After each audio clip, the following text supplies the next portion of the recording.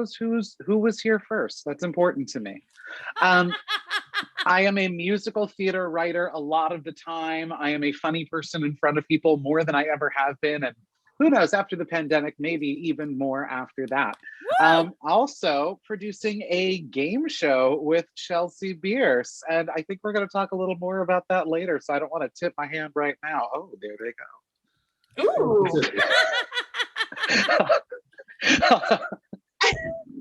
And the other way. You know what? Let's do a little segment. Thank you both for introducing yourselves. I really appreciate it. Who are you? Who are you? Introduce yourself. I am Eerie Diamond, and I'm a comedian who has started doing comedy about 5 years ago, and in the Bay Area, and I also do a little acting, and I love comedy. It's been really weird with the pandemic, but I always wanted to do it. So I'm a little late in life, and I started, and I love it, and I've been having a great time. So, do you host a game show, Eerie? This is where you sell yourself. Hello? I host a game show every other week. Oh my God! Tell us about it. 7 o'clock, and it's actually a reboot of Match Game. It's called Match Game Apocalypse. It's Zoom, and what's great about it is, unlike regular Match Game, you can actually have fun and cuss, and it's dirty and it's fun and it's rip roaring good time. And it's usually I usually book half comedians and half burlesque performers or other kind of performers. We have a magician from Vegas. We have all kinds of different people that come on and do the show. So it's great. It's a great little mix of crazy people, and that's why it's so good. So, and it's a blast. And if you don't catch it during, you can go to YouTube and look up Match Game Apocalypse, and you're good to go. So awesome. Yes. It takes such guts to reboot a show that's currently running. Well, I'm going to tell you something. I frequently actually watch Match Games, the old ones, the new ones, and the questions kind of suck. Like, I try to do it to inspire me to write, because I write the show. Yeah. The questions kind of suck. So it's like, this is actually a pretty well written one. There's a few questions that Chelsea won't like, but usually it's pretty good. So yeah, and we make fun of the celebrities, which is amazing. So yay. It's fun. And you're not Alec Baldwin, which is one of your greatest qualities. Well, what about Snatch Game? Well, that's a good question. That's on a different Pornhub. Snatch Game is choice. Yeah. Love it. No, but like Snatch Game is drag queens. We're not talking about Pornhub nonsense right now, because if we're going there, we are officially out of my element, and I almost said out of my depth and staved myself. Well, we have we usually do this segment that's called How's Everybody Doing? This is where we check in with each other and make sure everybody's doing okay. Chelsea, how are you doing? How's everything with this pandemic and everything? You know what? Today I'm doing great. Today is a really great day. I woke up and immediately put on Bill Withers' Lovely Day and didn't realize that is a great way to start your day. I made coffee. I was dancing in my kitchen. It was a really good day. I spent some time out by the water. I did a lot of work online. I've actually been online since 2 p.m., like just on camera this whole time. So I'm starving. But today was a really good day. And I feel like I'm recognizing the different levels that the ebbs and flows of happening in this pandemic. You used to have like good days, bad days. Now you have like good 20-minute chunks and bad 20-minute chunks, and you just like your depression is so quick. But it's also like like I went through a ton of time where I was just drinking hard liquor every single day, and now I'm like, I haven't drank since February 4th, so it's like, now I care about my body. So it's like you move through all these different, right? Like, yeah. So like, how are you doing now? Like that question sucks ass, but it's also because it's like everything in the pandemic, it's changing constantly. So it's hard to fucking answer, Yeah, it's interesting. So you stopped drinking? No, I'm gonna have a drink tonight. But yes, I did. She stopped drinking hard liquor daily.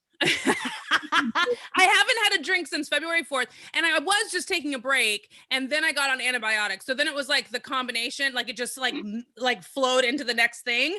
So it's been almost a month that I haven't had a drink, and it feels great. Like I feel phenomenal.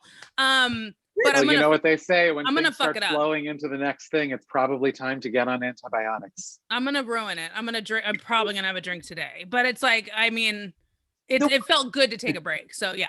Yeah. Worst things that have ever happened to me is something like that, where it's like you're on antibiotics or something, and then so like I stopped drinking for a while because of that, and then people would come up and be like, "Oh my God, you look so beautiful! What did you do different?" I'm like, "Shut up! Right. Stop saying that!" You know? Right. Bright-eyed, and your skin looks. You have a glow. I'm like, "Shut up!" I know. I got a compliment from my fucking postman, who I don't even know if I've seen before, but I opened the door because he dropped a package off. I said, "Thank you." And he goes, "You're welcome." Whoa, did you lose weight? And I was like, "Do you want to get married?" Like, I mean, it's like, what the fuck? That blew my mind. I was like, I love this postman. I don't even remember looking at his face before. And he thought I lost weight, and I'm obsessed with him. Does he have a face? I don't know, but he had nice you didn't things look to say. Then? I know you hadn't before, but like in the moment, No, you gotta check. I was looking at his package. Oh, well, I mean, they do sort of lead with it. Was he masked?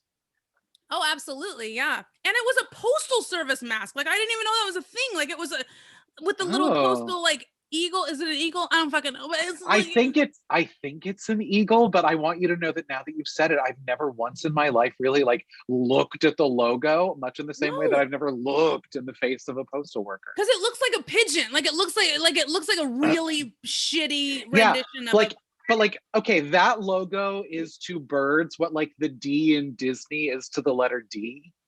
Oh my, this is deep. Oh my God. You know? Fucking deep cut. I would like to really mention hello, Heather, and that bitch who I assume is SB, who I love you, and Jason. Hi. Because are you cooking right now? Jason is like a hardcore loyal. Hi, Heather, and I love Heather. I'm so glad you're here. Jason's like a very loyal to our podcast, but Dave's not on it right now, and so I didn't know, but he's still being cool and tuning in. I really appreciate that. Oh, yay! Hi, Jason. Is that who you're talking about? I'm sorry. Jason's awesome. Him and his cute little. I usually see his dog's butt at some time, and his cute man, which I don't know where he is. But I'm sorry, I heard cute man witch, and I got excited like there was going to be beef in a can. Yeah. Hey, Robby, how are you doing, man? You're all the way you're in New York, right? Yeah. Well, I mean, after hearing Chelsea's answer, I got to tell you, relatively speaking, I think I'm fine. Okay. Sorry, Chelsea. Whatever. Robby's one of those people, I'm not even kidding, where it's just like anything can happen. And he's like, but look at this. And this is like he's just so happy all the time. This is why you can't get into comedy. I'm so sorry. You can't be this happy and this optimistic and this friendly and this nice and look this good. No, fuck you. You can be a ghostwriter. You can write for me and you can never be on screen. Get out. Okay, first of all, I will continue to ghostwrite for you. And second of all, the thing is, I know that Mean Dave is usually on this show, and I had this like big fear that he was going to not do it because I was coming. And I say from a place of love, I don't know if a human being like me can exist at the same time as a person named Mean Dave, because I think Mean Dave is literally my opposite. Yeah. But I say that from a pay place to listen of love. to Chelsea say jokes in Robby's voice, though. Oh my God. Oh, thank you. You should just hear me do Chelsea's bits. I think that's what you're looking for. You want me to be like, I'm Chelsea Bearce. I'm half white and I'm half black. So here's a joke that I don't remember from your set. Just talk about your tits for an hour. It's fine. Oh, like in the special with Miles Weber that everyone should see if they haven't seen it already. All right. I know. Eerie, this is selling yourself. This is what we're Yeah. teaching you. Is you always And you upsell. sell yourself by selling others. We are each other's pimps. We are each other's whores. Boom. And everyone needs to know what's for sale. This is really deep, Robbie. I wonder. How are you, Eerie? How are you? What's going on with you? One thing I want to ask you, Robbie, just because I know you're covered in snow right now, aren't you? Aren't you guys covered in snow? Maybe not you, Yes. but your building. Yeah. And that's foreign to me. So That was a cocaine joke. It was Go on. very funny. Thank you. Mhm. You were saying something about snow. I was just wondering, you guys are in the middle of a storm, and that's why I was wondering, and you're already caught inside. You're already inside anyway. And so what? Eerie, you've never lived in snow? Is that real? Fucking hell no. That sounds I mean, terrible. Okay. My- No, You it's go- not snowing now. Really? It's okay. I'm just This is a window next to me. I don't even know you are, Robbie. You're always so happy. It's so crazy. How am I? I'm fine. I'm like I always am. I'm Are you broadcasting from a prison right now? yeah, honestly, I'm very fortunate because I don't live in like a tiny place with like, and I have my man and stuff, and so I'm not like alone or whatever. But I am going slowly crazy, but that's okay. It's I work from home and I just sit in different rooms in my house, and that's pretty much what I do all the time. And I have not stopped drinking. I probably should, but what are you gonna do? Yeah, I was gonna say, I remember I had a next door neighbor who shall remain nameless to protect gentle Frank, and he used to drink a great deal, and then he quit, and like 2 days after quitting he passed out, and then like they had to call an ambulance, and it was this whole thing, and the doctor was like, you can't actually quit drinking because at this point your body doesn't know how to function without it. You've got to do this in like a different way. Like quitting cold turkey after as many years was so challenging for his body that like this man survived the Bay of Pigs, but he quit drinking and that nearly took him out. Shut the fuck up. I didn't know that was a thing. Oh my God. Yeah. The Bay of Pigs was absolutely a thing, Chelsea. You're so stupid.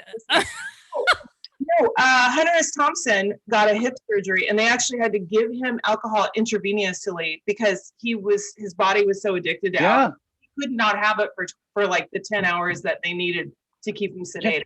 10 That hours? makes sense. Look, once a pickle is a pickle, you can't keep it in water. It belongs in the brine. What is this? Are you reading from a book? Like, do you have Michelle Silverstein shit? What is this?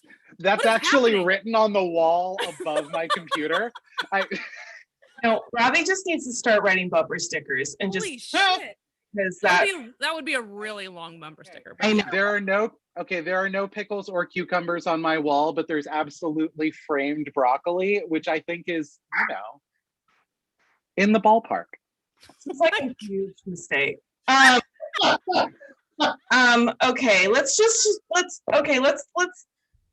Okay, let's move on to the next topic.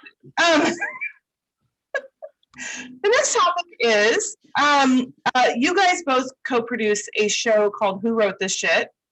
Oh, you couldn't have gotten our logo for your background? Great. Good job. Way to prepare for this. Okay. All right.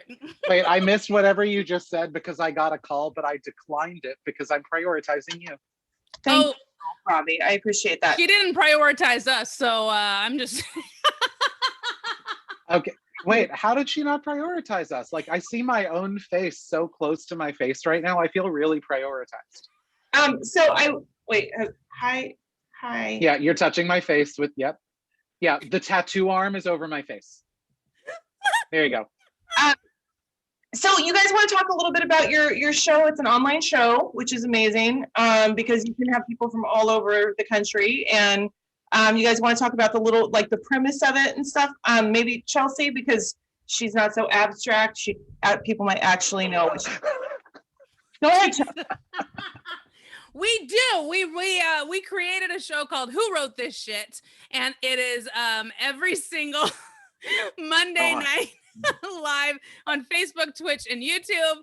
And it's a game that Robbie and I created 10 years ago. This game has been in the mix, like in the creation for 10 years. And to be clear, when we say we created 10 years ago, I mean, we are two of the group of people who was sitting in a very magical room one night at a legendary party. Yes. Yeah, Chelsea's apartment on 169th Street, which is technically still Manhattan. And we were at this party, and it was the first time I had ever had Everclear, which was a trip. And I mean, that or it was just like nail polish remover and you lied to me, which has happened. And we were playing this game where like someone said a category and then we all wrote down our answers and guessed who wrote what. And we had so much fun playing it that the next time we got together, we were like, let's play Who Wrote This Shit? And we started calling it that. And we started playing it every time we hung out. And then we started playing it on Zoom calls at the beginning of the pandemic. And then actually, wait, you're a big part of this story because you were already producing Match Game Apocalypse, catch it on YouTube. And Chelsea was like, hey, do you want to come be a contestant one day? And I said, yes, absolutely. And afterward, she and I were just talking about how much fun it was to be in the same place on the same screen, talking about game shows. And I was like, remember that game we used to play? And she was like, oh shit, that could be a game show. And so really and truly, it was inspired because you were inspired first to make an online game show happen. So full circle. Thank you. Full circle. Yes. So if you hate Who Wrote This Shit, it's Eerie's fault. Damn it. I would like to kind of mention like how it's played a little bit. Oh yeah. Very cool concept. Can you give us like a question you can think of off the top of your head, either of you, kind of give us like an idea of how that works? Yeah. You know what? I'm going to go one better on this and say, Chelsea, start explaining how it works, but I'm thinking it might be a fun time to share just one clue from tomorrow's episode. So if someone comes to watch, they can have their answers locked and loaded and look super prepared. What a fun concept. Yes. Right? So tomorrow we're actually going to be featuring some of our favorite Black artists, Black performers. And it's going to be, we actually have a lot of Boutte is going to be a panelist tomorrow. Yeah. Yes. Yeah. Yes. Oh my God. I know. Her on my show. I know. Yeah. So we've got a lot of Boutte. We've got Miles McGee, and it's going to be as a really always fun show. Justin Elizabeth Sayre. So anyway, it's going to be a really, really fun show. So the way that this is played is we give you guys a prompt. Okay, it's something like terrible movie sequels or something like that. And Eerie, let my friend in. Yeah, That's hilarious. She's in the waiting room. We'll make an announcement. We'll make a category like terrible movie sequels. And then our host, Ethan Angelica, will read out the answers that our panelists sent in anonymously. Right. And our two contestants have to guess who wrote this shit. Welcome to Who Wrote This Shit. That's it. It's very, very simple. You just guess who wrote what. That's it. It's very easy. It's fun. It's such a fun show. What I think I'm on it on the when am I on it? The 8th or something? Yeah, I was going to say, you're definitely on in March. We should know this off the top of our head. I did absolutely no research before coming on your podcast, including not looking to see when you were going to be on our show. No. Welcome to me. I'm garbage. Is it March 8th? It's March 8th. Yes. Perfect. On March 8th, yeah. It's Chelsea, Justin, me, you, and Miss Apple Adams. Yay! That's a fun show. So many human women. Strange thing to say, as opposed to robot women. I'm not sure I understand what you're. Because Apple Adams is a biological woman. Yes. Okay. Who cares? Oh no, she's a drag queen. There's a joke in there, so we can move on. Yeah. No, it's all right. Look, not every joke works. I am the poster child for that. Robby, do you want to explain who Ethan is too? He's the host of Who Wrote This Shit, among other things.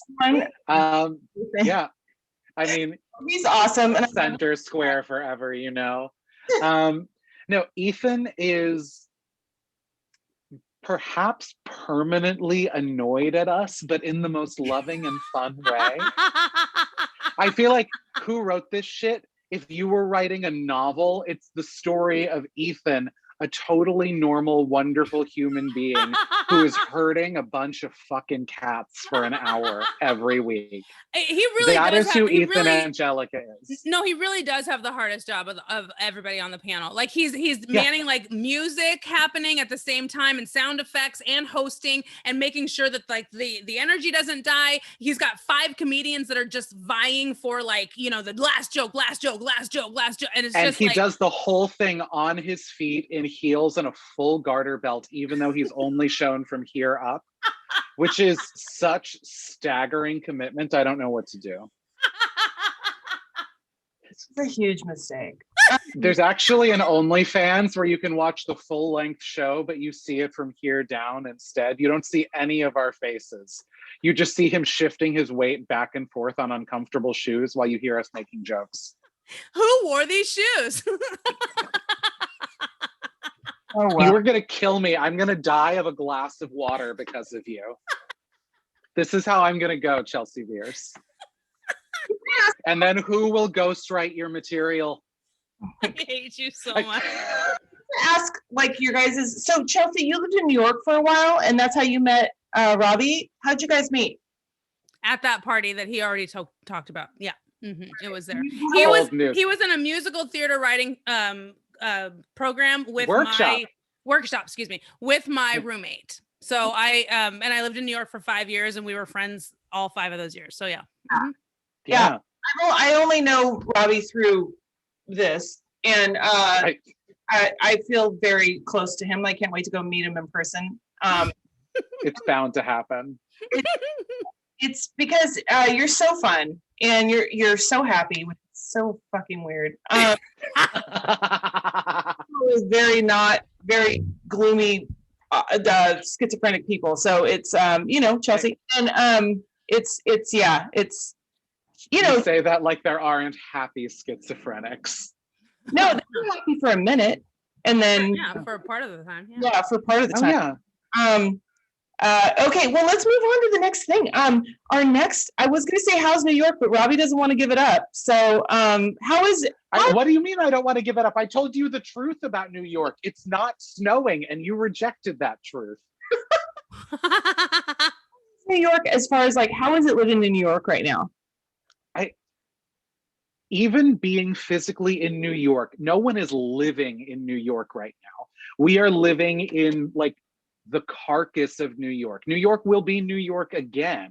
But New York is a place where it's okay to live in a 2-room apartment because you can go out and experience so many other things. And on any given day, I can see some of the best art in the world on a stage or in a frame in a museum. I can have the best food in the world as long as I'm willing to agree with what the New York Times says the best food is. But now I can't do any of those things. Now I'm terrified to go on the subway. And my friends are like, ooh, we went to MoMA with our baby. And I'm like, I am so scared that you did that, even though everyone has been fine. I don't know. Maybe I got really neurotic about COVID because I knew someone who died like in the first 2 weeks. So I like instantly took it so fucking seriously. Yeah. And like, you see me happy a lot of the time, but you got to know at the beginning of this, I sat in my own home, stoned out of my mind and quiet for days and days because I spend so much effort and money to live in a city that's not particularly friendly for this idea of opportunity. And now we don't have that opportunity. Now it's 2 rooms, which doesn't feel like a lot.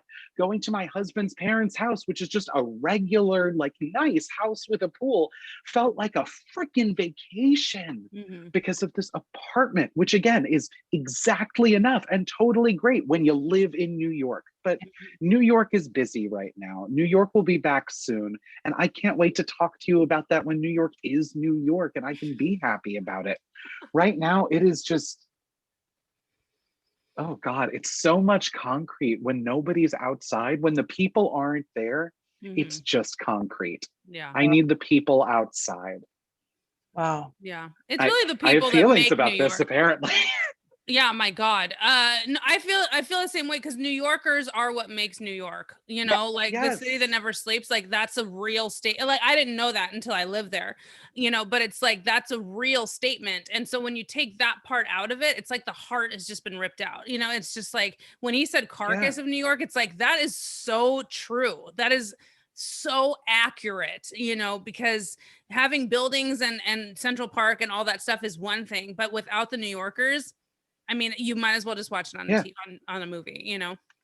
Though that being said, the day that they announced that the election was called for Biden, I said, okay, I'm taking a walk outside. I'm going to see what it is. And in one of the parks near us, a literal fucking like 20s jazz band sprang up. People were dancing with each other in this park on this sunny November day and like honking on the streets, and everyone got so excited. And it made me feel like New York would be back after this. And that thought, that image, that 15-second video sitting on my phone of that experience is what got me through the fucking winter. And also a lot of weed.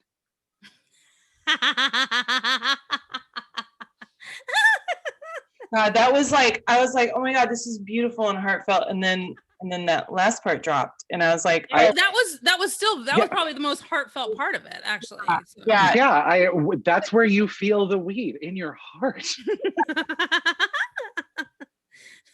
The reason I ask is because I do know that I the people that live in New York, the people that I know that are from New York, it is very much about the city and the experience of living there. It's different than anything else in the world, and so yeah, that's why I asked, because it you know, just what you said. People have told me, you know, that's what it's like. You live in a little place, but it's okay because the world is outside your door. You know. Mm-hmm.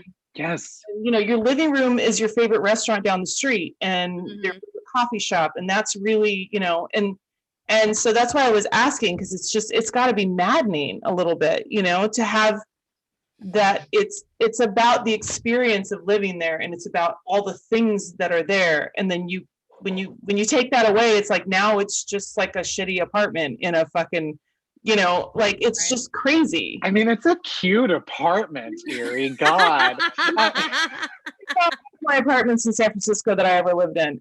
I was not thinking about yours. I was thinking about all the tiny. Oh, please. Girl, But we've all lived in garbage. Haven't garbage? Yes. Oh my God. I lived in an apartment in North Beach, and there was a fucking house band at the bar like across the street that I had no idea was there until I moved in. And it was like every Thursday, Friday, Saturday, and Sunday. And they were a house band, and they would play the same fucking songs over and over. I knew their set. I knew their whole set. It was like a nightmare. And they were terrible. It was like trying to be George Thorogood, but like George Thorogood like left the band, so it was just the most terrible. It was terrible. That's hilarious. I lived in North Beach. Yeah, we lived in one room, and we had no TV, and we were poor as fuck, and we were 20 years old. I got to tell you something. The only thing that saved us was we had a lot of sex because we were 20, and that's it. That was all it saves us. That was all our entertainment. We were like, you want to that's what you're supposed to do. Honestly, in your 20s, that can get you through a lot, because there's a magic button inside of you that makes all the stupid choices you've made go away for like 15 to 30 seconds. And isn't that wonderful? It's like the fucking reset on the back of your modem. It is worth the reach. Yeah, like I will go find a safety pin if I need to hit it. I can't. Honestly, if you have a meal after, then that makes it like a whole hour of happiness. Like that was it. Oh, absolutely. Oh, eating afterward is the best because you don't have to cuddle and bond with them. You can just fall deeply in love with your food. Absolutely. Absolutely. And then here's the worst part. He buys a TV from a friend in college. He buys a TV, and he's all the way at San Francisco State. We live in North Beach, which is like across town. And he's trying to get a cab. and none of the cabs will stop. So he has to take the fucking TV on the bus. He took the bus all the way back. And he was like, I couldn't get a cab to stop. I'm like, you're a brown man holding a TV without a box. They were assuming. It wasn't in a box. You need to start the story with that. That's Yeah. It was just, I had it and that bought is a it. necessary detail. So we get back to our house, our tiny one-room apartment, our studio apartment. We get it back, and we're so excited to have television that, like, there's some shitty Arnold Schwarzenegger movie on, and we were like, this is the best movie ever. Yeah, that's what you say when you haven't seen television for a year. You know what I mean? We were like, God, so good, right? So good. No, I mean, okay. So I super love this story. Wait, a week later? Wait. But I'm going to change it. Tube goes out. So now all we can do is hear television. That's it. That's all we can do. Shut up. I'm not kidding. I listened to a fashion show. They were like, beautiful. Look at the sleeves. I'm like, what do the sleeves look like? It was the most maddening. Okay, there you go. That's my story about I a year without television, and it was horrifying. It was horrifying. Oh my God. That's hilarious. I'm not even going to tell the side story I was going to tell because I don't think it would be funny anymore. It had a moment and it's gone. But I do love an early nightmare apartment. My first apartment, I was 23 years old. My friend picked it without me. We get there. I can't afford furniture because I have moved from Miami destitute. I am sleeping on an air mattress on the floor, which would have been fine if the apartment didn't have so many mice. So many mice. And I would hear them on the floor. And I was like 6 inches off the floor in my bed. And we kept calling the super and they'd be like, what? It was so bad. And we had so much evidence that when we took them to housing court, not only the guy was so freaked out from the housing, he like tried to get us to settle. We sued and they had to give us back all of our rent for 2 years because it was that bad. That was my first apartment. And I will have you know, the entire time I was in that apartment, I was like, fuck yes, I live in New York. And I felt so cool. No, you don't. You live in a hamster cage. You don't live in New York. Did. Yeah, lived in a. Oh my God, that's terrifying. Yeah, I lived in a house of mice. It was very upsetting, but I had so much closet space, which also had mice. But it was a lot of closet space. Oh my God. But like, look, I had mice running over like 24 feet of closet space. Do you know how much closet space that is? Like you get over the mice. That's a lot. It's like 100 and 150 mice. Like it's like that many mice. Yeah. Oh, absolutely. Like there were enough of them that there was a clear social structure and I was fairly low on it. Oh my God. Oh, that's so gross. Oh my God. But you're right. When you first move to New York, it doesn't matter where you end up or what your first apartment is, nothing. Cause you're like, yo, I'm in the fucking land of dreams. Like, I'm just like, I'm here. I'm going to eat nuts off the fucking, like out of the like food trucks and like all this and just, oh my God. But then it turns out you're just eating them off of strangers.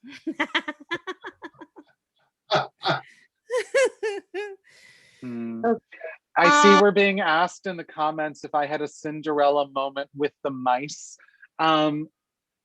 They distressed a pair of jeans for me, which is adjacent. Oh shit. Wait, did they do a good job? Like, did you still wear them? I mean, I couldn't afford another pair of jeans. Sicko. I knew it. I fucking knew it. Okay, that's right. I trotted my mouse hole out in public. And I'm not sorry. Do you know what? Okay, if I had wanted to wear my other pair of jeans, you know what I would have had to do? Buy a second pair of jeans. I told you I was broke. Wow.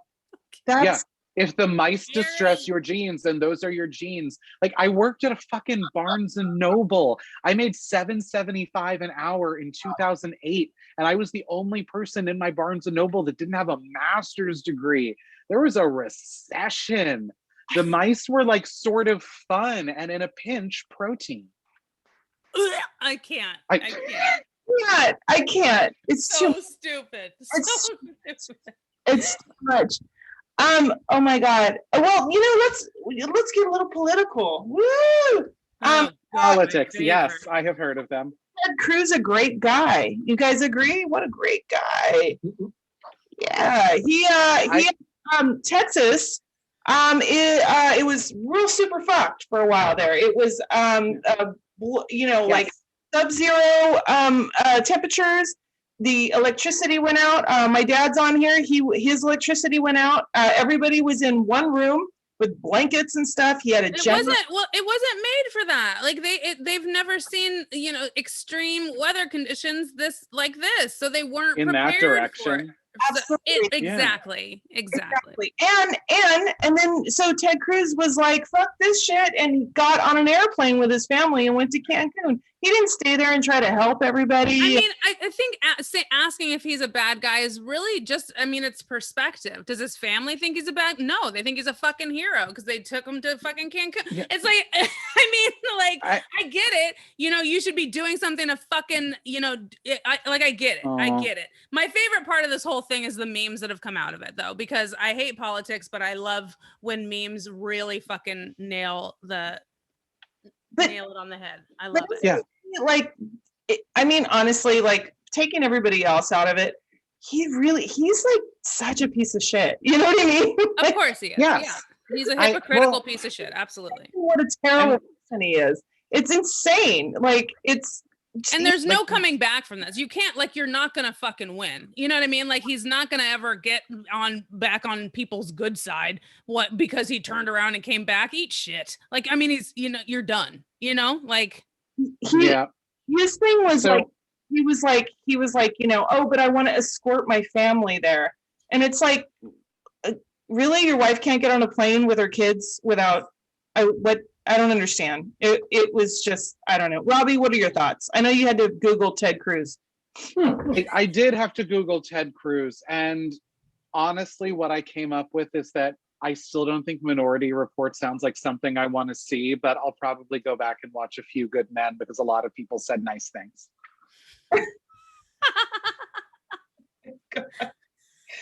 Maybe one of the Mission Impossibles. Okay, you're definitely thinking of some.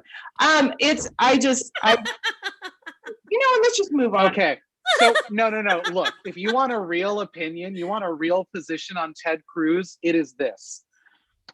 I lived in Miami for a lot of time, and living in Miami blew my mind because there are a lot of Cuban Republicans, and it's hard to explain because the Republican Party tends not to like people from other countries. In fact, Ted Cruz by birth is named Rafael Cruz, and there's a part of me that's like, would Republicans vote for him if he had not anglicized his own name? This is someone who has worked very hard to fit into a Republican, ergo white establishment by faking a degree of whiteness. And honestly, I think cutting and running in the face of disaster is as white as you get. He's the opposite of Rachel Dolezal. He's the exact opposite of Rachel Dolezal. That is what it is. Oh. Yeah, he has fulfilled the American dream. He has shown up, become white, and found a way to get out of problems and make it the problem of people poorer than him. I think he is immoral to his core. Yeah, that's amazing. I just think that at every turn he makes decisions based on trying to get richer, more politically strong, he doesn't have any actual moral core. Everything is it's a fucking Macbeth. That's what it is. It's like, no, I like you. Oh no, they're bad. No, I don't like you. Yeah. what? No, I'm going to do this. Oh, wait, no, I'm not going to do this. He is a Zodiac killer. We all know that. Yeah. And I was so happy when people were saying that. And I would also Oh yeah. Jason for contributing $10. I'm sorry, it doesn't matter how much you contributed. I just was reading it. Thank you so much, sir. You're for contributing to us, and thank you so much for Jason. for tuning in, even though I can't see you, but that's okay. Thank you. Anybody, if you guys want to tip us or anything, we appreciate that because it goes towards the artists here. And we're all tip us. We're all doing what we can. Or PayPal. Please tip us anything. $5, $2, whatever. We don't even care. We just want do it. We just want love.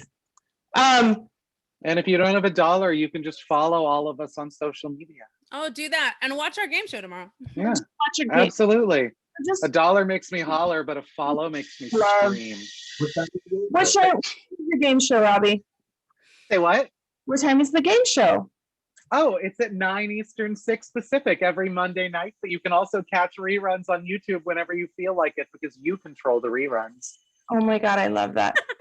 Which brings us to our next question. Why is Robbie so happy? Why are you so happy, Robbie? Oh my God. Is it just a general outlook? Is there a way we can catch it? Is there a way we can catch happiness? You're usually in a really good mood. So we have an event, right? It's in the chat. We have an event, right? Wait. Found it. Holy shit. Oh. We have an event. Oh, okay. Dope. So we're on Eventbrite. So somewhere our social media and community management team is doing something incredible. So thank you wherever you are. I looked up because most of the people who do that are in Canada. It's not that we outsourced, it's that that's where Chloe happens to live. That's my sister. Am I allowed to say that she lives in Canada or is it like a witness protection thing? I don't know your life. That's our show. Yay. Who wrote this shit? Yay. But the question is, why am I so happy? Is it why am I so happy? Mm-hmm. Yeah, just answer it. Let's move on. Jesus. Okay, so. Oh, you're happy because of Jesus? Could you imagine? I'm hungry. I am actually like seriously an atheist, though as Chelsea gets hungrier, she does get more religious. It's weird how hunger works. Because she's hungry, but in 2 minutes, Jesus Christ, she's hungry. So I'm gonna say, no, I am decidedly an atheist, so it's not that. I think though a lot of the joy does come from that, in that I genuinely believe that the time I have here is it, and that's gonna have to be okay. Like there are days that I look and I'm like, all right, even if I read one book a month for the rest of my life, fit into everything else, how many books am I actually gonna read? There's a few hundred, and then I'm gonna miss a whole bunch of them. And the trick to happiness for me is accepting the idea that, yeah, there is a whole bunch of stuff I'm gonna miss, and that's fine. I'm never gonna know what it's like to live a year in whatever country or this, that, and the other. I cannot do all the things. And because I can't do all the things, I figure it's my job to find whatever joy I can in the things that I'm actually doing. And is a lot of the world hilarious and stupid? Yes, it is. Let's talk about it. Let's talk about it on stage and laugh about it. But generally speaking, I can come back to a place of, I don't have a lot of time to exist. I have been given a fairly limited time in this human suit. I don't have to bring it back new, but I'd like to have a good time in it. And like, I don't want to switch out parts or anything, because I feel like that's a lot to ask of anything. Like, it's like people who switch out parts in cars. And I'm like, what are you doing? Like, it may go very fast for a minute, but then if you ever need it fixed, no one's going to know what to do with it. So like, hold on to your original parts, eat more vegetables, and let go of FOMO, because FOMO is the opposite of joy. You're not going to see everything. The internet made it too possible to see too much. You know how much you're missing now. Get the fuck over it. It's fine to miss stuff. You made him turn on a camera. Look at that. Oh my God. Oh, Grimes, thank you. Look at, Matt's clapping. Whoa. We can see Hi, faces. everybody.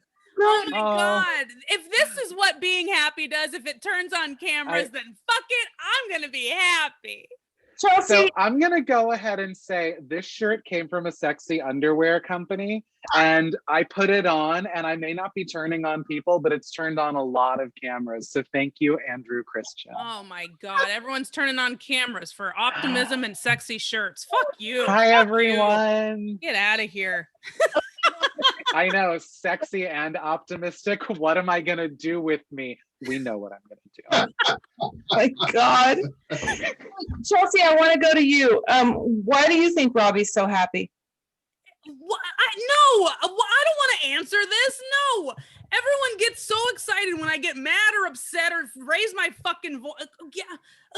See, do it. Matt turned Try his fucking me. camera off. See? You see? That's what happens.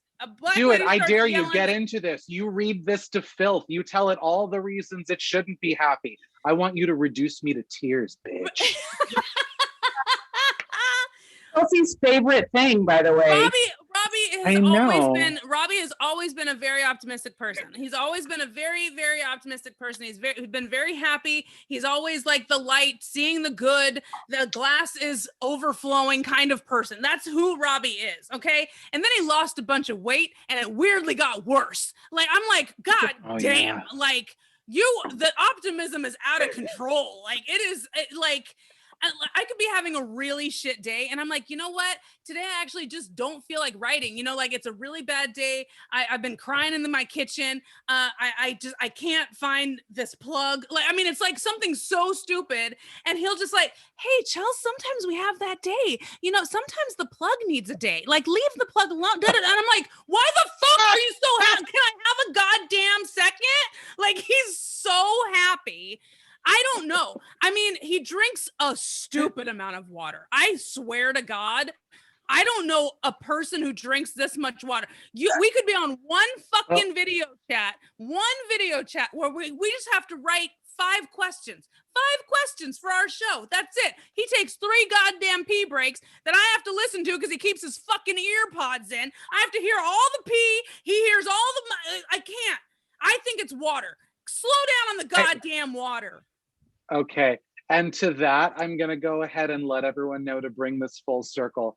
The first time I was ever at Chelsea's house, it was also the first time I ever tried Everclear. And I learned that if I put it in a water cup, no one would say anything for the rest of my life. So optimism. No, Chelsea has had me slowly poisoning my body for over a decade. That's the trick. Wow. And then she stopped drinking, so she's saving herself. That's... Oh, look, I turned on his camera again. Jeez, I'm wearing this shirt every day. It is gonna smell. Fuck you, Matt. Turn your goddamn camera. Get out of here. Oh. So, before we do last word, how much weight did you lose, Robby? I have a question. God. The most I ever weighed was 269 pounds. I currently weigh something like 180. And once I saw what 170 looked like, and I could count my own ribs through a shirt, which made me feel weird.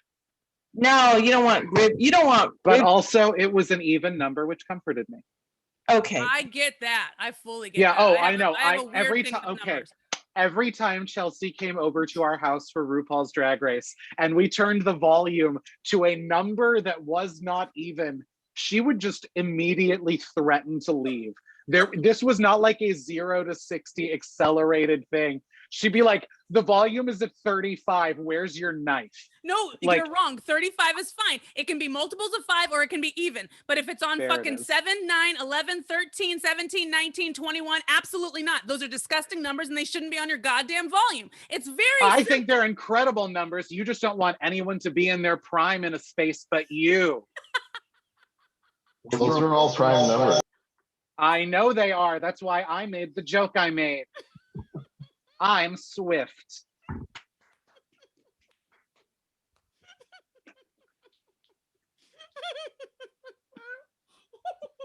This has been a really upsetting podcast. I can't wait to direct people to this and be like, listen to what I did on that nice ladies show. Okay. There's comedy and kindness if you know how to use it, is all I'm saying. It's amazing. And I think it's wonderful that you're always so happy. And I think it's I don't think it would work for Chelsea and I, because I think Oh no. I think Absolutely not. and the irritate, we're just I'm going to speak for myself. I'm fucking irritated all the time. Everything fucking irritates me, annoys me. And I think it works for me. I think it works for me. I think it helps me. Agreed. Well, Yeah. and the fact is, most comedy comes from anger. And most anger Yes! comes from sadness, which is why comedians are so complicated. And the fact is, a lot of the times when I have ideas for jokes that are too angry, I will call Chelsea and be like, can I just make you do this? Because it would be so much funnier on someone with real anger that they feel safe trotting out. But maybe this whole thing is just like a set of lessons and I need to learn to express my anger publicly. I also think that Robbie's a brilliant comic. He is very, very funny. He writes very, very funny. He has very, very quick wit, but he has not spent a lot of time on a stage doing stand-up comedy. So I feel like he's too goddamn pure to be up there and do comedy. Because I mean, as someone says something or he gets a bad review or someone doesn't laugh, I mean, I feel like he would just crumble into a pile of glitter. Okay. And like the whole world would just be done. I think it would just. First of all, I would not crumble into a pile of glitter. I would explode and it would be everywhere. Because that's what glitter does. Glitter does not crumble. Glitter does not follow your fucking narrative. Glitter goes where glitter is going. So there's that. But also, I think that I would be fine in front of people because I don't know if you know the family I came from, but boy, am I designed to take criticism and keep on ticking. When you are raised to be resilient, boy, you are designed for stand-up comedy. No, it's like I've been waiting to get angry in front of people. I'm not saying that you would not. No, you're right. You're right. I'm very fragile. I'm saying you would develop the much needed edge that people need to do stand-up comedy. So I mean, you're saying I don't have an edge? Oh God damn it! No, you have a beautiful curve. You have a beautiful. It's not a fucking edge yet. You have a beautiful. Oh, curve. Thank you. Down for a second. And I want you to it's all right. I like getting my beautiful curve complimented. What were you saying? When here's the thing that I've noticed when Chelsea goes on stage, it's almost like Thanksgiving dinner with her family. She's like, here's what I'm going to tell you. Like it's very much like she's almost angry before she gets there. And I don't know how she does it. Yeah, with Chelsea, it's like going to Thanksgiving dinner alone with the Victoria's Secret catalog. It's just she's just like, I like you, fuck you, I like you. No. But it's great because they love it. The audience. How does she pretend to like so many people? Heather had a friend who watched me do stand-up and then commented later and said something like, I'm actually a little scared of her. And I was like, that shocked me. And then I found out that dozens of people have had this thought where they're just like, I'm scared of you. Like, and I was like, oh shit. I mean, I'm not going to change anything, but it's like, okay, now I know that. Well, I mean, I get that because I've had friends who told me that they were intimidated by Chelsea, but I just figured they weren't ready to look at the systemic racism in their hearts because you're not actually intimidating. You're just funny and they get freaked out when someone is talented and Black at the same time. Part never even occurred to me. Happy Black History Month, you guys. It's a woman thing, by the way, but that's because I'm a woman. But yeah, it's all right. We can centralize womanhood for a moment too. It's, when women are really strong like that and come off really aggressive, there's always a lot of pushback. And so I think that's a big part of it too. And to be completely, because Eerie, I mean, being a female and doing comedy, like have you gotten hit on a lot Do you get hit on after you do shows? I'm just saying, you have a lot of sex material. So, I mean, it's just being a female on stage and being this aggressive is attractive to some guys. And so they like are just like immediately just like boom.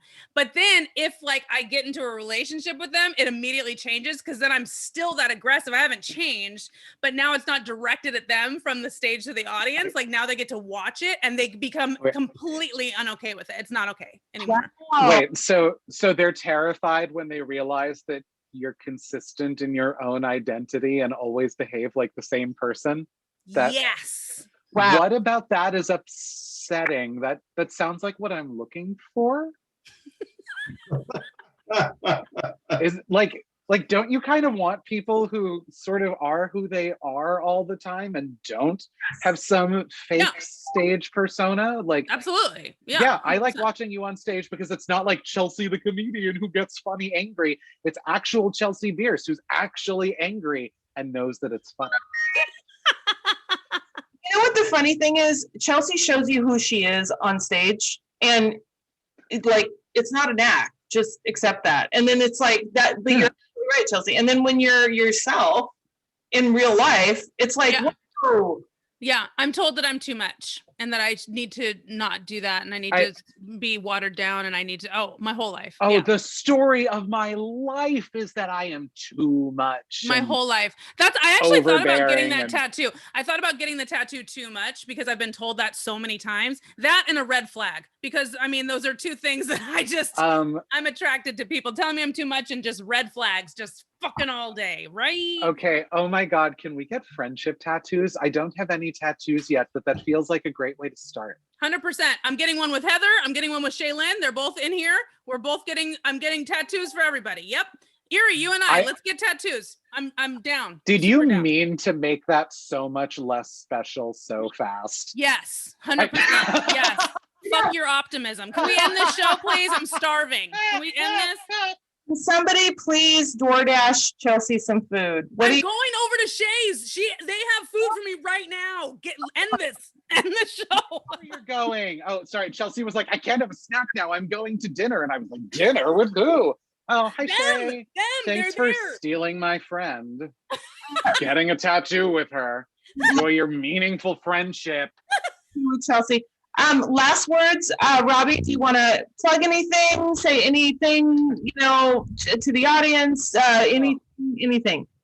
Well, I'm home alone in my apartment, so I've already plugged everything I wanted to plug, but I have some upcoming projects I'd like to tell you about. So Who Wrote This Shit is every Monday night at 9 Eastern, 6 Pacific.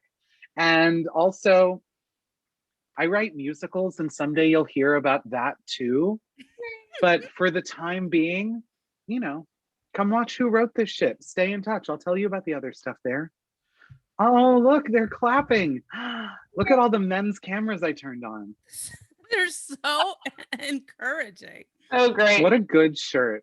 Chelsea, do you any last words you want to kind of just say to anybody or just? Yes, I have shows every single day this week. So come and see me. Tomorrow we're doing Who Wrote This Shit. Right after that, I'm doing Blabbermouth on Twitch.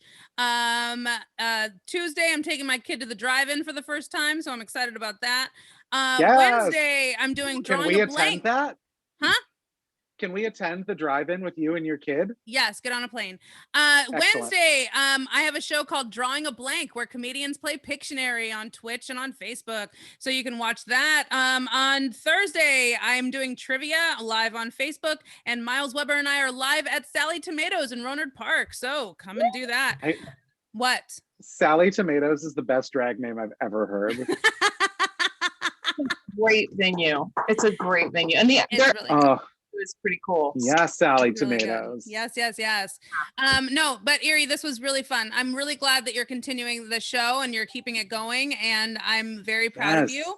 And Eerie, I really do want to thank you for putting up with the shenanigans that go on during Match Game, because you're a goddamn saint. And I cannot stress this enough, for literally directly inspiring Who Wrote This Shit, which is part of the story of it and will always be a part of the story of it.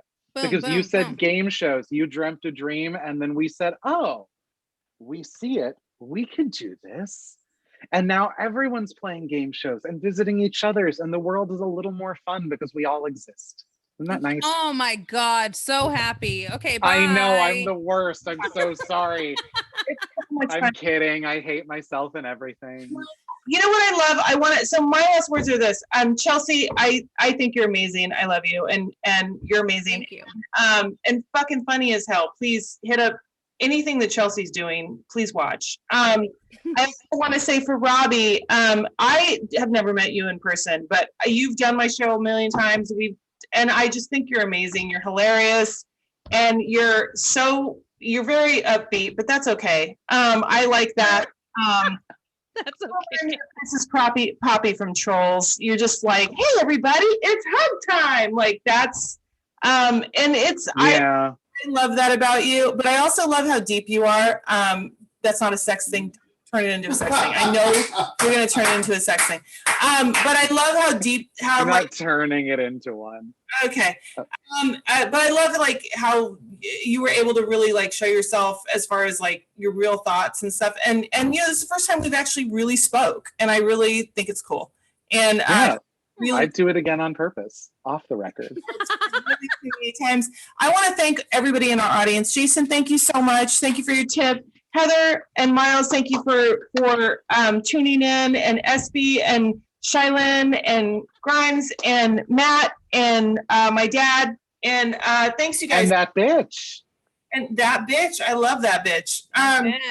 Same. So much. And we will be back on March 7th with another lineup. And thank you so much for joining. Guys, you're the best. Bye. Another terrible podcast by